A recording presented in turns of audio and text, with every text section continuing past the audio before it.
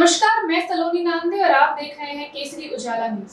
नागपुर की यशोधरा नगर इलाके में एक हत्या का मामला सामने आया है।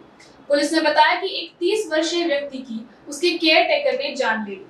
उन दोनों में कुछ कारण से विवाद हुआ था और झगड़े में ही आरोपी ने मृतक को प्लास्टिक के पाइप से मारा।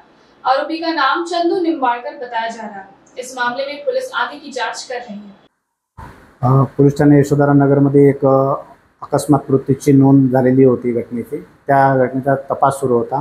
त्या घटनेच्या तपासावरून आणि प्राप्त झालेले पीएम रिपोर्ट आणि इंजुरी सर्टिफिकेटवरून अभिप्रायावरून आम्ही त्या गुन्ह्यामध्ये अधिक सखोल तपास करून त्याच्यामध्ये 304 सदोष मनुष्यवधाचा गुन्हा दाखल केलेला आहे। ही अकस्मात मृत्यू नसून त्यांना कोणीतरी मनुष्यवध केलेला आहे, सदोष मनुष्यवध। त्या आधारावर आम्ही गुन्हा दाखल केलेला आहे। त्याचा जो केअरटेकर आहे चंदू निंबाडकर हा होता, त्यांना आम्ही गुन्ह्यात अटक करण्यात आलेली आहे। गुन्ह्याचा तपास सुरू आहे। मृतका 30 वर्षीय महाल येथील राहणारा होता आणि केअरटेकर चंदू निंबाडकर हा आहे। त्यांनी त्याला एक प्लास्टिकचे पाईपने मारहाण केलेली होती, जाडसर पाईपाने, आणि त्याच्यामध्ये त्याचा मृत्यू झालेला होता। त्याचा मृत्यू तो कारणीभूत झालेला होता।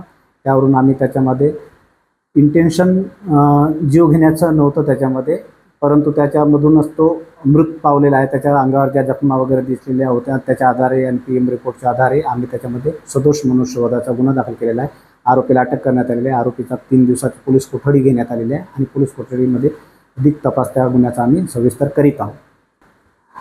इथे क्षुल्लक कारणावरून त्यांचं भांडण झालेलं होतं। तो तिथून बाहेर निघण्याचा प्रयत्न करत होता आणि त्याला हा प्रतिकार करत होता आणि त्यामध्ये त्यांचा वाद झाला आणि त्यांनी त्याला ते मारहाण केलेली होती, अशी आत्तापर्यंत प्राथमिक माहिती आपल्याला प्राप्त झालेली आहे। अजून त्याचा आपण सखोल तपास पुढे करीत आहोत। जे गुन्हा आम्ही दाखल केल्याबरोबर तात्काळ त्याला निंबाडकरला आम्ही ताब्यात घेतलं आणि त्याला अटक केलं, मान्य न्यायालयात हजर केलं आणि मान्य न्यायालयात हजर करून त्याचं पोलीस कोठडी रिमांड प्राप्त केलेली आहे आणि त्या गुन्ह्याचा सखोल तपास अजून करीत आहोत।